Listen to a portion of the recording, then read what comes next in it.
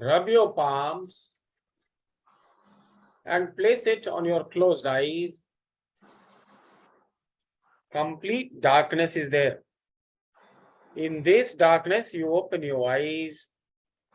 Give a light massage to your eyeballs. Let the light in very slowly.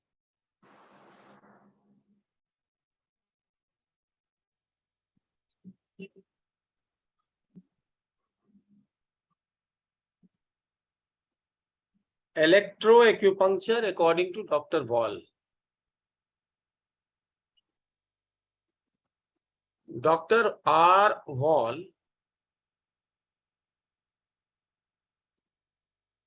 was an allopath. एक allopathic doctor थे Germany के.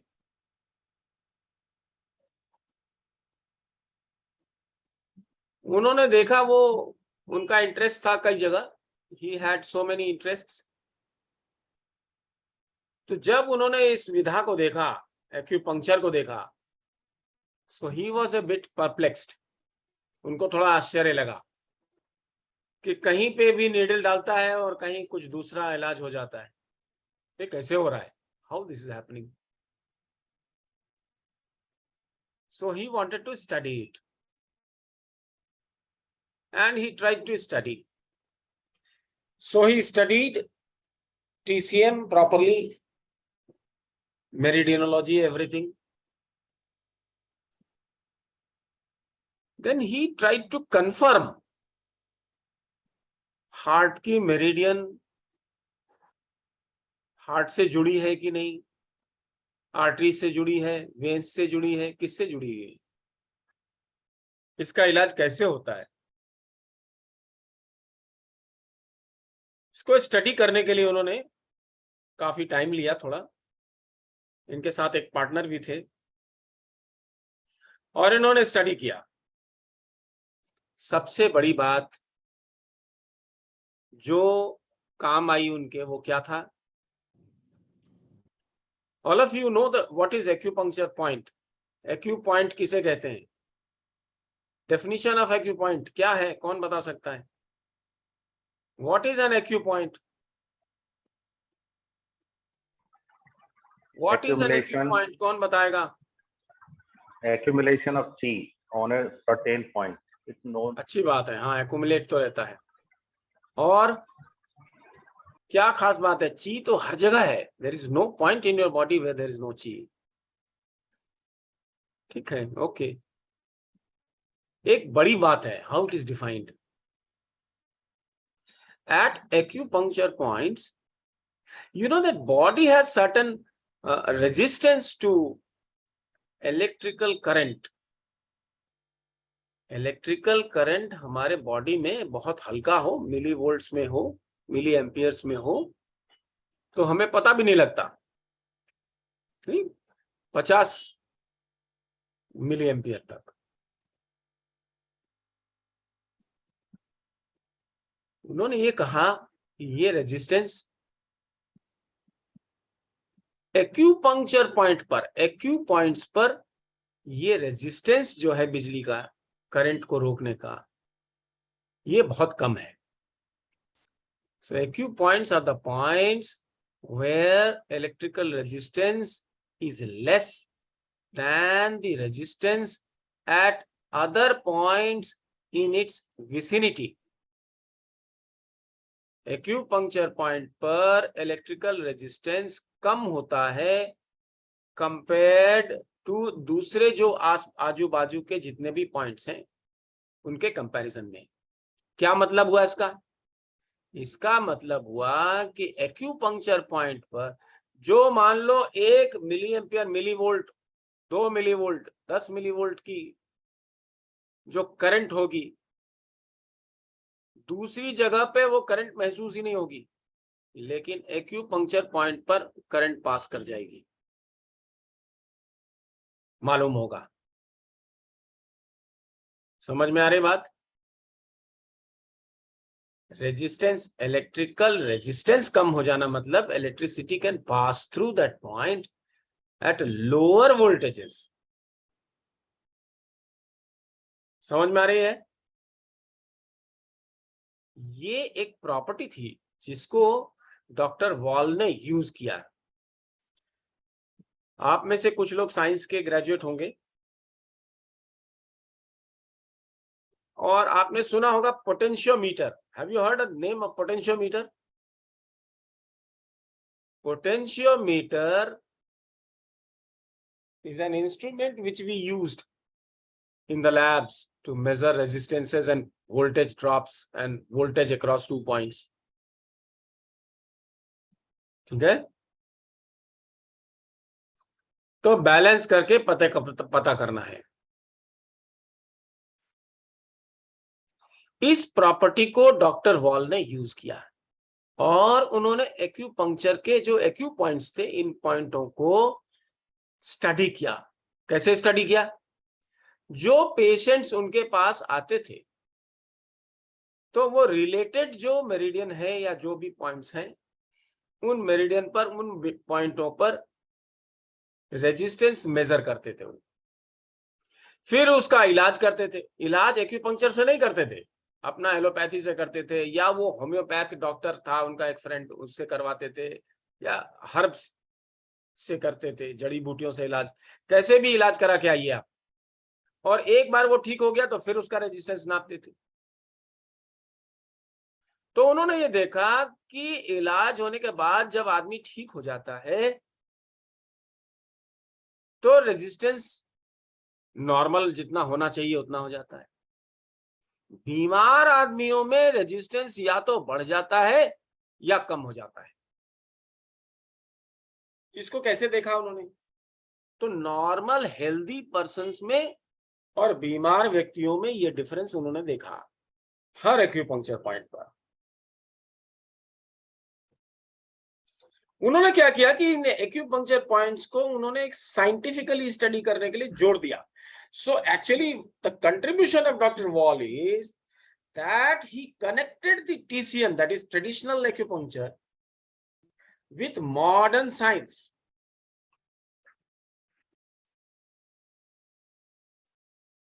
If the current passes through, if the current passes through in a healthy person,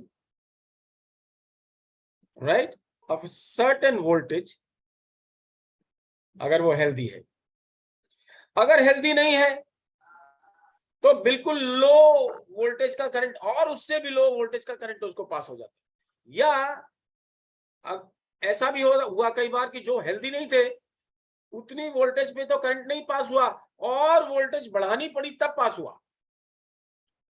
That means either the resistance went up or the resistance went down with ailment.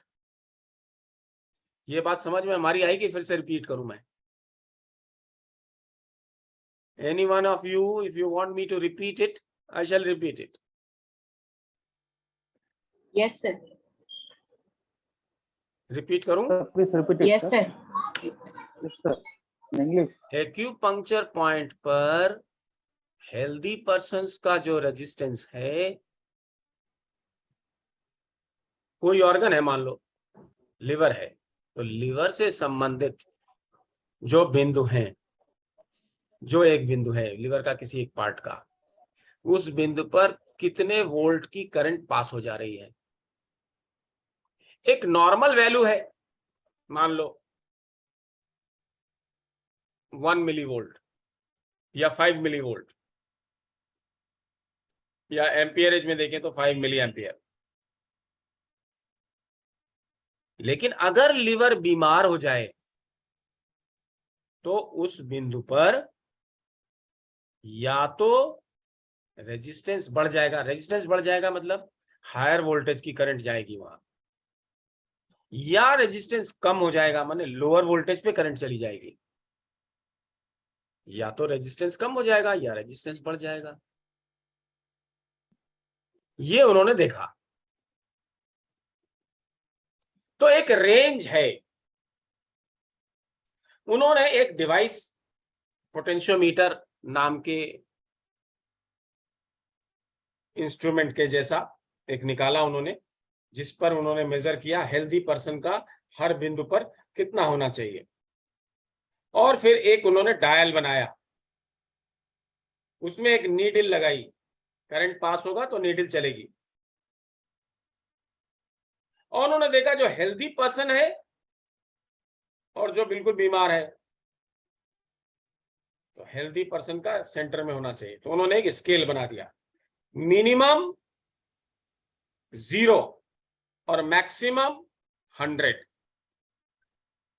Maximum सुई चली जाएगी 100 तक, उसको हमने 100 बोला, और मिनिमम मतलब 0, उसमें से सुई हिली ही नहीं। और करंट को फिक्स रखा, करंट को फिक्स रखा, ये करंट जाएगी, the indicator should be in the centre. तो 0 से 100 की स्केल बनाई, और उन्होंने देखा कि इंडिकेटर अगर 50 पे है तो person is normal, healthy. Current इतना छोटा है कि आप पेशेंट को कोई तकलीफ नहीं होती है, इलेक्ट्रिसिटी बढ़ता नहीं। इस मशीन का नाम दिया डर्माटोम।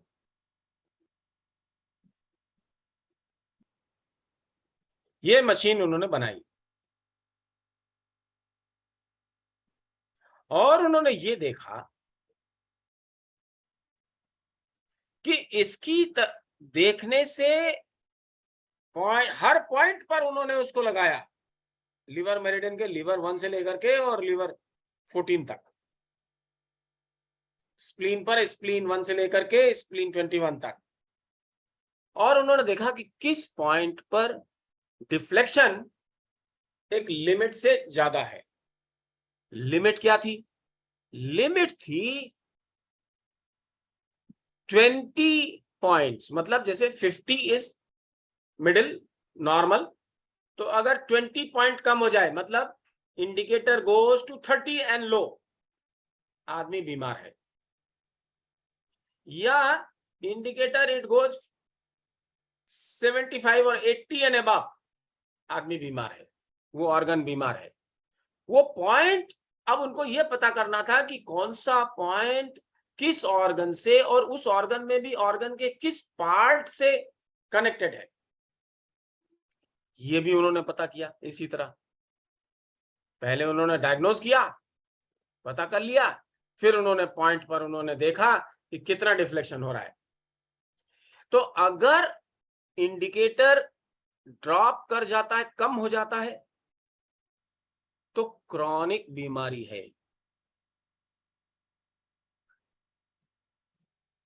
नहीं, 20 पॉइंट्स कम गया तो क्रॉनिक, अगर मान लो 30 पॉइंट्स कम गया तो और क्रॉनिक है, 40 पॉइंट्स कम चला गया तो बहुत ही बेकार है कंडीशन।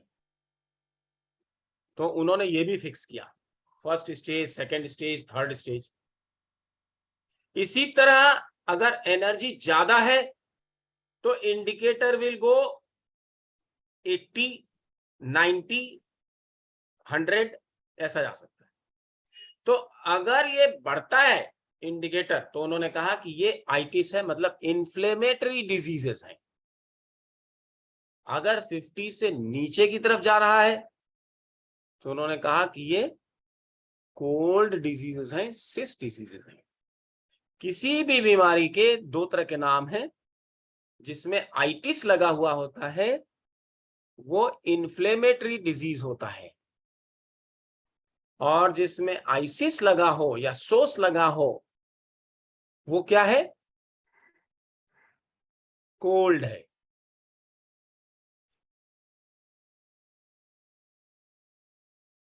समझ में आ रही? यिन एक्सेस, आइटिस मतलब यांग एक्सेस, सिस मतलब यिन access.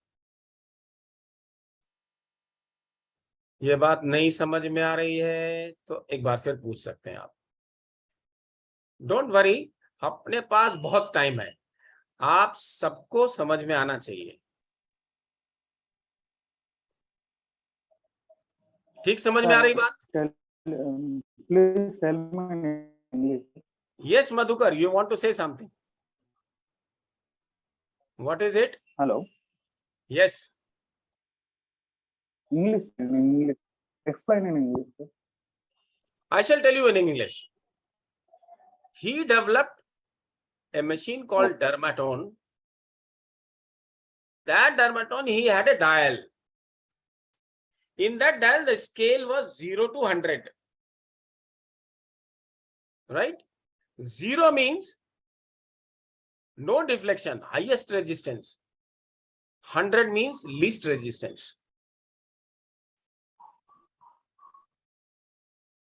So he said that if the indicator in the dial is in the center at 50, the person is healthy. The point which is connected to certain organ or a part of an organ is healthy. But if it drops more than 20 points, or on the minus side or on the plus side, if it goes 20 plus, that is 50 plus 20, that is either 70 and beyond or 30 and less. In both cases, the organ is sick, depending on the resistance. What he used? The resistance varies at acupuncture points from person to person, and if you are ailing, then the drop will be. So the range was 50 plus minus 20. If the needle goes more than 20 on one side or the other side, this sickness. If it is more, that is, if it is 70 and more, it is inflammatory disease. And if it is less, 20 less, that is 50 minus 20 means 30 and less, then it is CIS, chronic disease. I hope, Madhukar, it is clear. Yes, sir. Now, what he said, he further analyzed. You see, every disease can be studied stage-wise. The first phase is accumulation phase. After some, do you know why a person falls sick generally? It is because of some toxic material getting accumulated inside your body. कोई toxin, कोई विष द्रव्य आपके शरीर में जमा हो रहा है. इसका नाम होता है होमोटॉक्सिन्स. होमोटॉक्सिन्स का मतलब है कि आपके शरीर में जो भी काम हो रहा है, खाना खा रहे हैं, सांस ले रहे हैं, आप बाहर घूम रहे हैं, तो उसका जो भी बॉडी जो रिएक्ट करती है, तो उसमें कुछ वेस्ट मटेरियल प्रोड्यूस होता है, उसको कहते हैं होमोटॉक्सिन्स.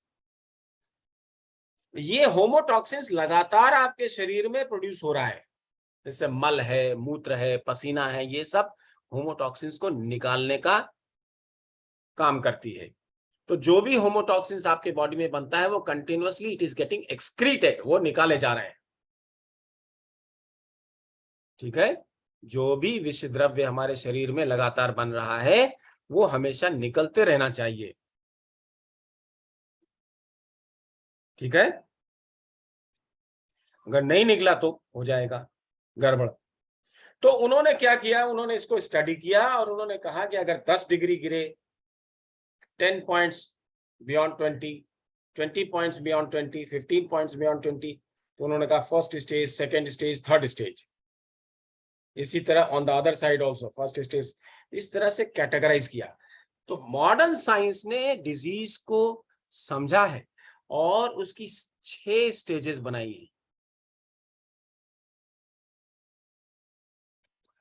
2 प्रकार की डिजीजेस होती हैं. एक होता है ह्यूमरल डिजीजेस.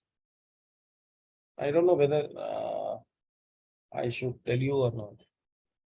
और एक होता है cellular disease. Humoral diseases are diseases which are not very difficult, easy. अभी अभी हुआ बीमारी, वो ठीक हो जाएगा. नहीं, आपके बॉडी में ह्यूमर्स हैं. जैसे आयुर्वेद में कौन कौन से ह्यूमर हैं? वात, पित्त, कफ.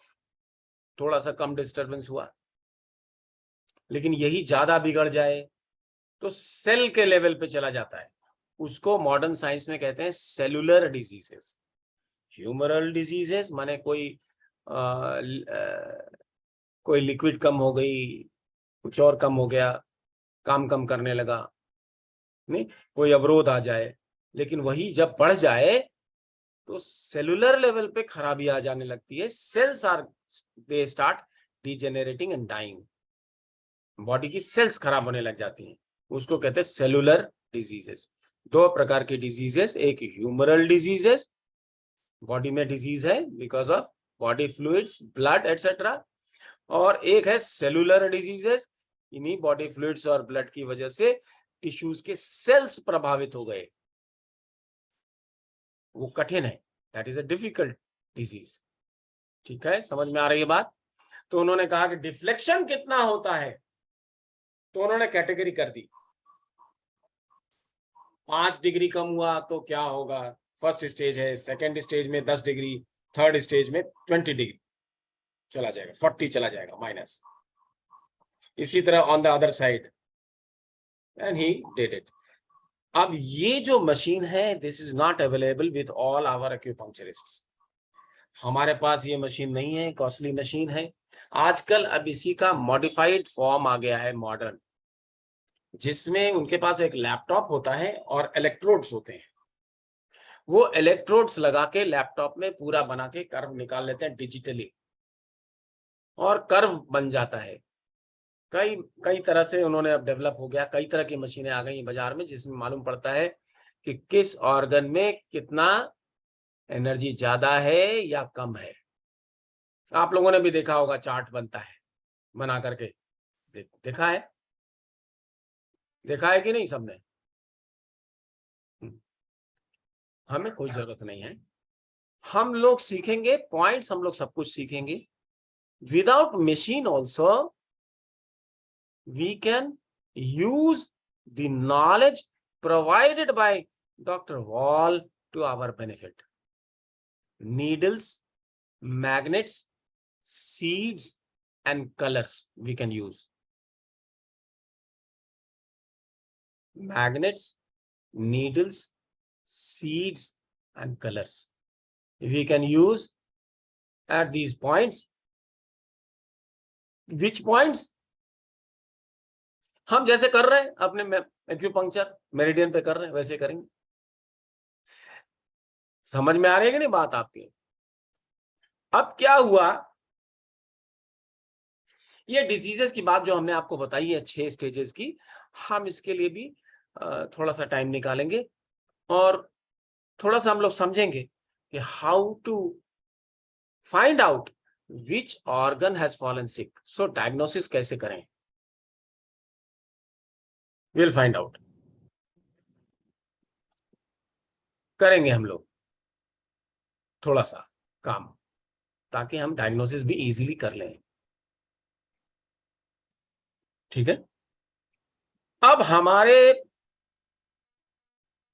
आपको पता होगा कि shoe points, where do they lie? in our hands between elbow and nails, and in the leg between knees and toenails. हाथ में कूहनी से लेकर के हाथ के नाखून तक, पैर में घुटने से लेकर के पैर की अंगुलियों के नाखून तक में सारे कौन से पॉइंट्स हैं? शू पॉइंट्स हैं, है ना? और 5 फेजेस की बात चाइनीज ने की है।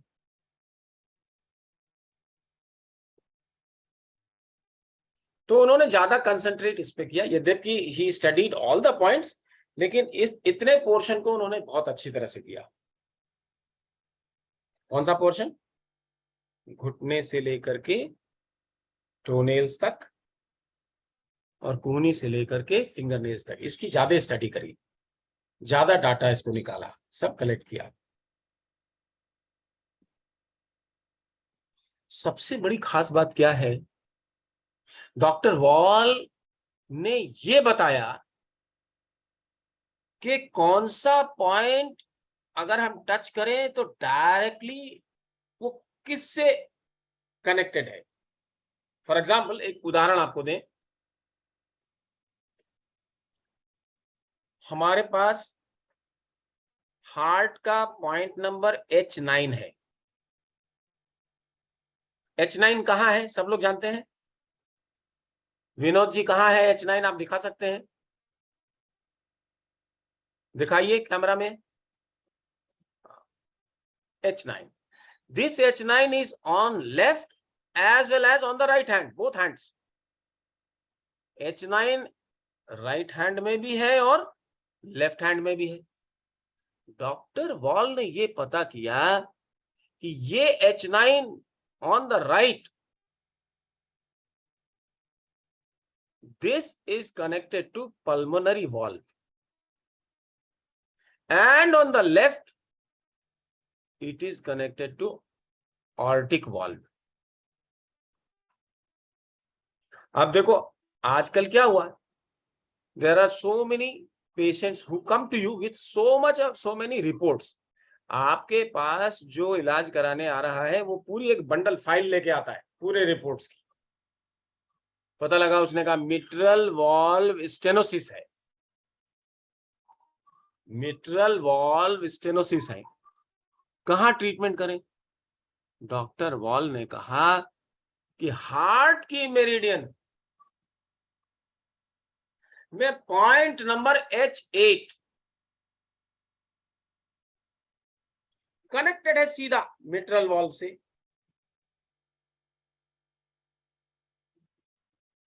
लेफ्ट वाला कि राइट वाला? उन्होंने कहा लेफ्ट वाला। तो अब अगर हमें मिट्रल वॉल्व की बात करनी हो, इलाज करना हो, तो हमारे पास ये पॉइंट मिल गया कि नहीं, लेफ्ट में हम यूज करेंगे। अगर ट्राइकस्पिड वॉल्व में प्रॉब्लम है तो राइट में यूज करेंगे। बात समझिए, कितनी बड़ी बात कह दी डॉक्टर वॉल ने। और एक पॉइंट का नहीं, 374 पॉइंट पुराने वाले रीडिफाइन किए उन्होंने और 275 नए पॉइंट्स उन्होंने पता किए जिसके बारे में जानकारी टीसीएम में नहीं थी कि उन बिंदुओं को टच करने से कौन से ऑर्गन का कौन सा पार्ट में एनर्जी जाएगी या आएगी, बैलेंस होगी। ये सारी जानकारी उन्होंने लिख डाली। अब दो बातें हो गई, पहले डिजीज किस स्टेज की है, यिन एक्सेस है कि यांग एक्सेस है, नहीं है ना? हम लोग क्या कहते हैं, डेफिशिएंसी, फिर क्या कहते हैं, सिंकिंग ऑफ ची, फिर क्या कहते हैं, कोलैप्स ऑफ ची, कहते हैं कि नहीं कहते हैं? हेलो, ये सुना है कि नहीं, ये टर्म सुना है कि नहीं सुना है? आप जगनेश्वर जी आपने सुना है डेफिशिएंसी एंड एक्सेस, ये सुना है कि नहीं? उसमें डेफिशिएंसी में अगर डेफिशिएंसी होने लगे तो क्या हो सकता है, डेफिशिएंसी हो सकती है, फिर क्या हो सकता है, सिंक कर सकती है, फिर क्या हो सकता है, कोलैप्स हो सकता है। हाँ, कोलैप्स। इसी प्रकार एक्सेस में भी कई कंडीशंस हैं। अभी अभी शुरुआत हुआ,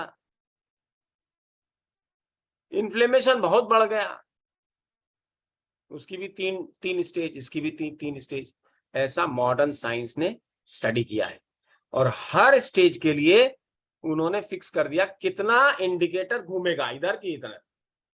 हमारे पास इंस्ट्रूमेंट नहीं है, अगर इंस्ट्रूमेंट हो तो वी कैन मेजर, और फिर इलाज करने के बाद कितना इंडिकेटर वापस 50 के कितना करीब आया, तो फायदा हो रहा है कि नहीं हो रहा है ये भी मालूम। और फायदा हो गया, अभी हमको इलाज नहीं करना है। एक्यूपंक्चर में कब हम लोग इलाज कब रोकते हैं, अंदाजे से, जब उसने कह दिया 90% ठीक हो गए हम, तो हमने छोड़ दिया। लेकिन यहां अंदाजा नहीं है, exactly you can measure, if you have the instrument you can measure and then start and stop the treatment। ये एक बहुत बड़ा अंतर हो गया ना।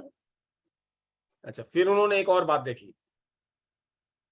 क्या देखा उन्होंने देखा कि केवल इलाज करने से नहीं,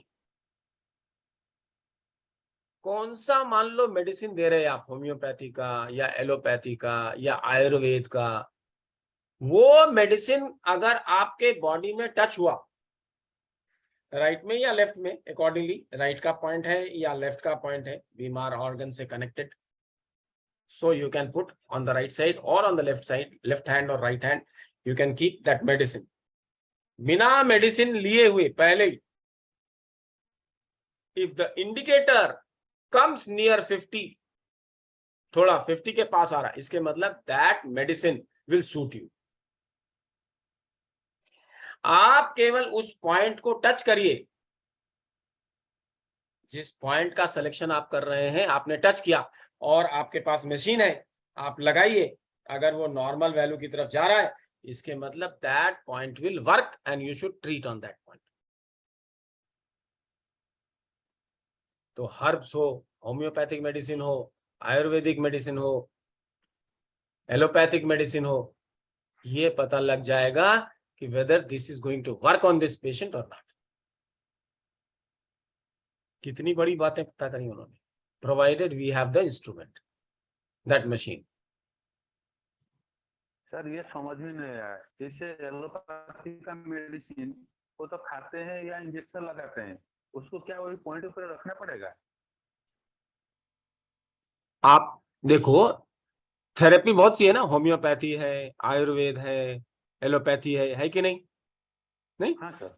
आपने जो मेडिसिन, मान लो आपने रस्टस लिया होम्योपैथी का, आपको रस्टस सूट का, आपने हाथ में पकड़ा, अभी आपने फिर वो टच किया, जो पॉइंट है आपने टच किया और देखा वो जो आप निकाल रहे थे वो पूरा लंग्स वो 50 के पास चला गया, इसके मतलब रस्टस इज गोइंग टू वर्क. आप देख रहे हैं कि LU9 है, अब अगर LU9 को टच किया आपने और फिर से आपने मेजर किया, आपने देखा कि नीडल वापस मिडिल की तरफ आ रही है, that means this point is going to work. ठीक है? तो उन्होंने मेडिसिन को देखा, खास करके एक्यूपंक्चर से कुछ काम नहीं किया उन्होंने. तो पॉइंट्स तो मैं आपको बता रहा हूं कि ऐसा कर सकते हैं, लेकिन पॉइंट्स को नहीं चेक किया उन्होंने, मेडिसिन को चेक किया. कौन सी मेडिसिन काम करेगी इस पेशेंट पे और कौन सी मेडिसिन इस पेशेंट पे काम नहीं करेगी. केवल हाथ में ले लिया, या तो कोई प्लेट में, स्टील प्लेट में, जो गुड कंडक्टर ऑफ इलेक्ट्रिसिटी है, हाथ में ले लिया, वो मेडिसिन रख दिया प्लेट में, and immediately the indicator starts moving. ये सारे बात है, ये तो मिराकिल है. हाँ. ये तो हम लोग भी जानते हैं. सपोज आप कोई खाना खा रहे हैं, सपोज आप ले रहे हैं oranges, whether oranges are good for you और नॉट. एक बहुत इजी है एक्सपेरिमेंट, आप अपने घर में कर लेना. Take the oranges in your right hand, पहले आप लेफ्ट हैंड को ऐसे रखिए, लेफ्ट हैंड में उसको उठाइए, गिराइए, एक या कोई वेट रख दीजिए, बहुत हल्का, वेरी लाइट, राइट. अब आप ऑरेंज ले लीजिए और उसको यहां रखिए, फिर से उठाइए और गिराइए हाथ. If this is lighter, orange is going to suit you. If it is heavier, it is not going to suit you. Jagnesh sir, could you follow? घर में एक्सपेरिमेंट करके देख सकते हैं आप. हेलो. कोई भी चीज आपको suit, whether it suits you और not, you can check it like that. Keep it in the heart. Whatever is the thing, you keep it in the heart and lift the weight up and down. If it gets lighter, it is going to suit you. If it gets heavier, it is not going to suit you. You should not consume it. Meat खाना चाहिए कि नहीं खाना चाहिए, आपके लिए अच्छा है कि नहीं? आराम से मीट को, जो भी पैकेट में है, मीट ले लिया आपने, इधर रखा और देखिए आप पावर आती है कि नहीं आती. पहले से था ये सब. देखो हमारे यहाँ भारतीय पद्धति में ये बहुत सी बातें पहले से थी, हम लोग जानते हैं इन बातों को. ऋषियों के पास, ऋषि परंपरा में ये सारी बातें थी. He studied thoroughly, है ना. ये सारी बातें आपको जो मैं बता रहा हूं, ये सारी बातों का निष्कर्ष ये निकल गया कि सारे पॉइंट्स, अलग अलग पॉइंट किस ऑर्गन के किस पार्ट को जाते हैं, ये तो मालूम है। अब सवाल यह है कि एक्यूपंक्चर में बहुत अच्छी बात है, एक पॉइंट को कहते हैं ashi points. You know what are ashi points? सबको मालूम है आशी पॉइंट्स। तो आप ये देखेंगे कि आशी पॉइंट्स जो है वो किस ऑर्गन का कहां से, अगर हमें मालूम है एग्जैक्टली और आदमी रिपोर्ट लेके आ रहा है, if the person is coming with reports, क्या प्रॉब्लम है? प्रोस्टेट की प्रॉब्लम है। Doctor wall says that urinary bladder 65 is the prostate point. Pancreas की पॉइंट है, इंसुलिन कम बन रहा है। इंसुलिन कौन बनाता है, कहां बनता है बॉडी में, मालूम है? Do you know where the insulin is generated? Pancreas. Which portion of the pancreas? Tail end of the pancreas, there are beta cells which are responsible for generation of insulin. ये हमें मालूम है। Doctor wall ने कहा TW1B on the left side is the point which is connected to the tail of pancreas. आप start कर दीजिए वहां से ट्रीटमेंट। प्रोस्टेट की प्रॉब्लम है, UB65 से स्टार्ट कर दीजिए। बात समझ में आ रही है? Do you think this will help you? क्या ये थेरेपी में हमको मदद कर सकती है? इसी हेलो। तरह इश्यूज की बात की, उन्होंने कहा कि ये जो जॉइंट्स है हमारे बॉडी में, कौन से जॉइंट में कौन सा पॉइंट काम करेगा, स्किन का पॉइंट कौन सा होगा, कहां की स्किन के लिए कौन सा पॉइंट काम करेगा। ऑर्गन डिजेनरेट कर रहा है, ऑर्गन में कैंसर हो रहा है, सेट इन हो रहा है, कौन सा पॉइंट काम करेगा। ये तमाम स्टडी करके उन्होंने पूरी list, all that list we are going to study in this class.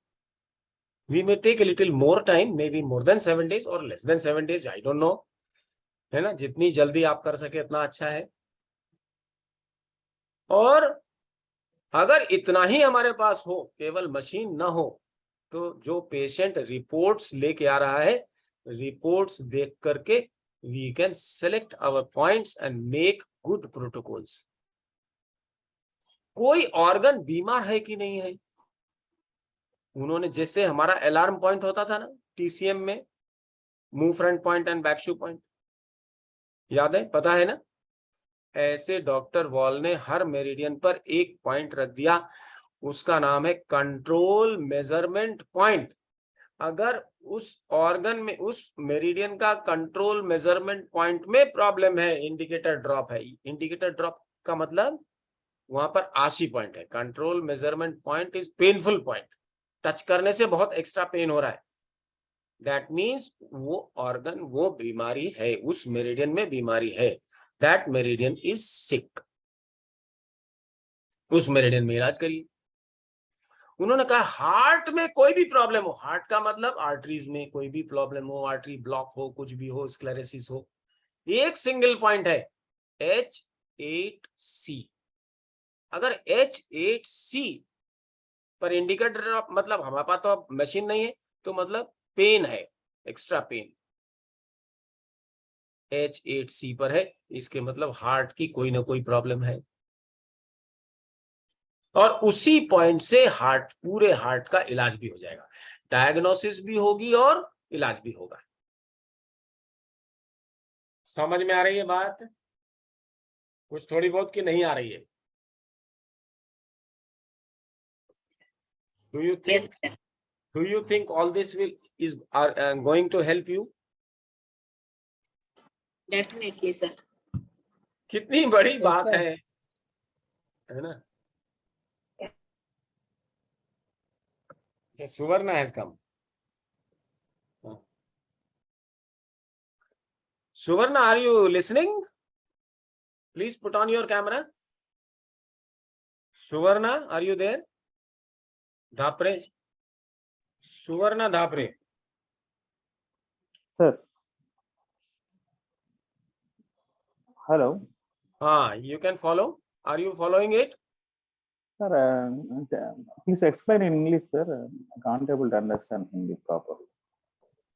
You see, even when you don't have machine, you can check the point for sensitivity. How will you check? You just press it and see if it is painful or not. If it is painful, that means that particular point needs treatment. This much we know. All RC points are treated. Isn't it so? Yes, So sir. even if we don't have machine, we don't have to measure the painful point. Right? In every meridian, he gave one point. If that point is painful, then that meridian needs to be treated. Okay. Like we have alarm points. If the alarm point is, suppose this is CV14. If this CV14, suppose this is CV14. If this is painful, heart should be treated. CV17, pericardium should be treated. Liver 14, liver should be treated. Liver 13, spleen should be treated. Right? GB25, kidney should be treated. We know it. Similar. Okay. Now he has given for every meridian on the left and right. Whether you should treat on the right or left, on which meridian, on the same meridian, if it is painful only on the right side, treat only right side. If it is painful only on the left side. So this control measurement point, similarly, he gave 8 special points, which we will know for diagnosis. And the same point can be used for treatment also. What are those 8 points? What do they tell us? That we will see. Okay. Which part of the organ, whether it should be treated or not, it should be treated on left or right. Kitna hai? So many things. This is going to help us to make our protocols effective and treat the patient effectively. समझ में आ रही बात? Are you able to follow now, Madhukar? Yes, sir. Do you think it is going to be helpful for us? Yes, sir. It is going to be of great help for us. Even if we don't have the machine, this is going to help us. Just by simply seeing whether that point is painful or not. Sir, machine is available in the market, sir. Market, now things have improved. This is not Dermatone. Now it is so many machines have come. From Chinese machines have come, Korean machines have come. You can go to the shop and find out. There is a laptop and all curves are there. They will give you the curve. Straight away the result comes. Which organ has more energy, which organ has less energy, which organ, all that comes. Right? I don't use any instrument, neither and nor I recommend. I am a traditional person and I believe in traditional things. But now the modern science you can use. If you have the machine, you have an edge over others. How far that is dependable, how well they have calibrated, that remains to be seen. Many a times I have found that my analysis does not tally with the analysis of the machine. People come with those graphs, AQ graph, there is a name, AQ graph. Have you heard AQ graph? Yes, sir. So many a times what they are suggesting is not very correct. So I don't know how things are getting calibrated and how it is done, but that is what he had done. Dr. Wall had done. Right? So this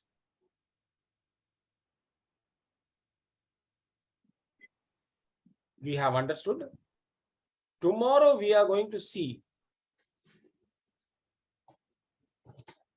what are the different stages of the disease, and slightly, because we don't require that great study, because we are not going to show the use of machine. We will see that. Then we should know that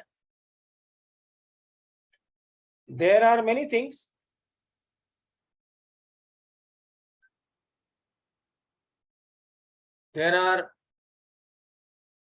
He found out meridians for other tissues. For example, he found out meridians for joints. He found out a different meridian for nerves. He found out a different meridian for skin. He found out different meridian for fatty degeneration. So he found out some 8 new meridians. 4 meridians in the hand and 4 meridians in the leg. 8 meridians. And then another set of points around the eyes he found out. So you can say 9, but 8 actually.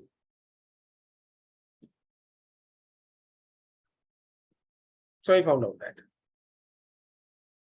So these 9 meridians, how you can use it? Suppose you have allergy. He found out a meridian for allergy. In modern science, allergy is not very well understood. What is allergy? Do you know? Anybody? What is allergy? What happens in allergy?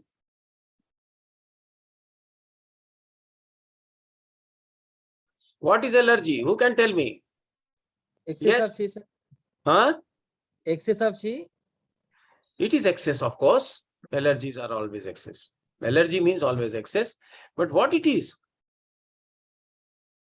It is kind of an inflammatory disease. But it is not very well understood. He found a new meridian for all kinds of allergies. Allergies in your lower part of the body, middle part of the body, and upper part of the body, where the allergy occurs, and you can treat the point accordingly. Very simple, with 1 or 2 points. And it cures. Joints, whether they are the joints below your navel, or it is in between, in the middle of the body, or it is on the upper portion in the head, etc. For that joint you have, and you can use that point. So you can use 1 or 2 points and you can cure the person.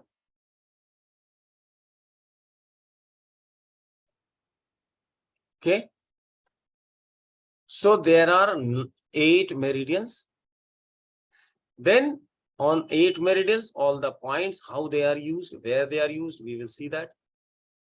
Then we have 12 regular meridians and 2 vessels, governor vessel and conception vessel. On that also there are points. So these points he restudied and he redefined. So some locations also he has given new locations. Dr. Wall's location. Right? For example, we have LU11 here. LU11, right? But Dr. Wall said that LU11 on this side, if you take this corner, if you take inner corner, this treats alveoli of lungs, air sacs. So accordingly, some of the points have changed, right? Like large intestine 4, Hegu. This is here, right? Dr. Wall said that this, if you use here, this will affect very well the horizontal portion of large intestine. Large intestine ki transverse colon matlab. Right? So many things. So this is another chapter which we are going to go through. Right? What I shall do is, I shall try to share with you some photocopies. In the meanwhile, Madhukar, who is here in our class, he has a book. I would ask him to share it in the group, which you can go through. Madhukar, hello. seems to be not hearing. Are you there? Hello. Can you share that in the group? Hello. The book which you had sent to me. Yes, sir. I am. He will share it. So all of you can Sure, sir. go through Sir, that book also. sure, sir. Yes. Okay. So this is what we are going to do. Tomorrow we are going to look into these diseases, and we will see how many meridians and how many points are there, and we will try to study some of the meridians. Right? So for today it is okay. And if we have to change the timing, then that I will talk to Vishakha, how we can, because she is the only person who is going to have problem between 8 and 9. So we will take care of that if possible and see how we can do it. All right. So we may change so that there are other 3 people who have not come today in the class because of timing. So I would like to ask them to come back. And now Dr. Athar, Dr. Shah, he also has some problem. He has clinic between 5 and 8. So he also wants to probably have a change. Let us see. So we will talk in the group. Keep an eye on the group. And if you have problem, you can say. So for today, it is okay. We have introduced what is it, what we are going to study, what are the advantages, right? And what are the principles on which he has worked. And tomorrow we will start doing the new meridians and new points. Something about the diseases, and then, or maybe first we will see the meridians and then later we will see. Okay. So anything if you want to ask, you can ask me now. Sir, 9:30 to 10:30 भी रख सकते हैं sir. इतना late तो मैं तो 10 बजे सोने लग जाता हूँ, ऐसे ऐसे होने लगेगा. तो मेरा It will be very difficult. तो 9 बजे तक किसी तरह से करेंगे कोऑपरेट, देखेंगे करते हैं थोड़ा सा. तो 9:30 तक तुम्हारा रहता है तो may be half an hour you can in the clinic and we will see. I'll talk to you. Okay then. Okay, sir. Good night. Who has this chat box? Good night, sir. Who is asking this? Okay. Suvarna's camera is not working. Okay.